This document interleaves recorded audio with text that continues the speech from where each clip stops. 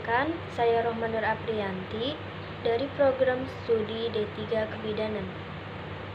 Di sini saya akan menjelaskan tentang rangkuman berupa video tentang bagaimana proses terjadinya menstruasi, hubungan hormon ovarium, GnRH, LH, dan FSH. Hubungan antara FSH dan estrogen itu adalah negatif. Jadi, estrogen akan memberikan pengaruh umpan balik negatif terhadap FSH. Artinya, yang semula FSH akan merangsang peningkatan sekresi estrogen, ketika estrogen terbentuk akan menyebabkan penurunan sekresi FSH. Selanjutnya, LH akan aktif ketika kondisi FSH pada batas terendah, yaitu FSH di bawah pengaruh umpan balik negatif estrogen. Di awal disekresikannya progesteron itu akan menekan LH.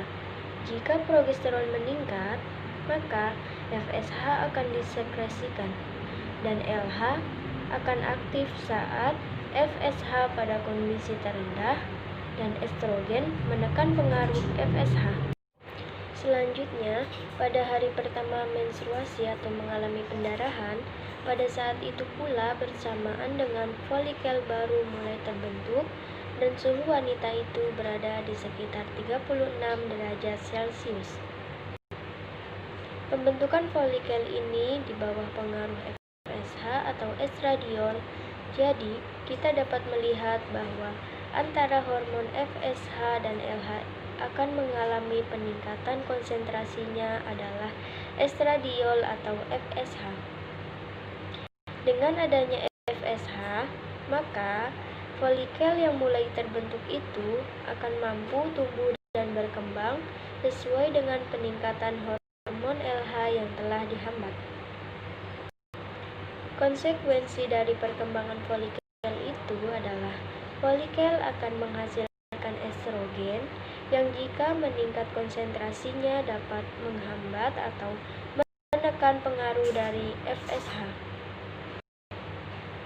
FSH itu negatif, jadi hormon-hormon bahwa pada hari ke-7 itu dominasi estrogen mulai nampak dengan penurunan konsentrasi hormon FSH. Hormon FSH akan semakin berkurang pengaruhnya karena peningkatan hormon estrogen oleh folikel. Hal ini terjadi jika hari ke-12 atau 13 hingga menyebabkan kondisi FSH itu mencapai batas yang sangat terendah. Kondisi ini memberikan kesempatan bagi LH untuk menunjukkan dominasinya selama FSH dalam keadaan terendah.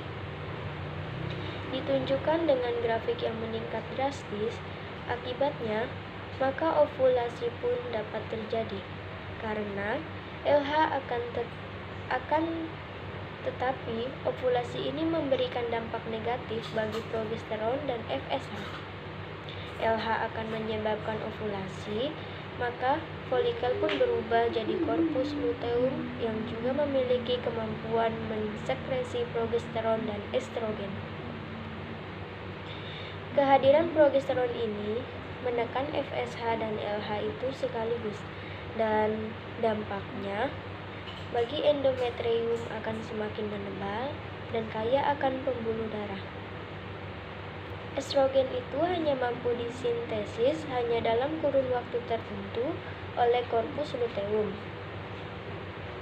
Jika tidak segera dibuahi hingga pada suatu saat yaitu hari ke-25, FSH akan kembali menunjukkan pengaruhnya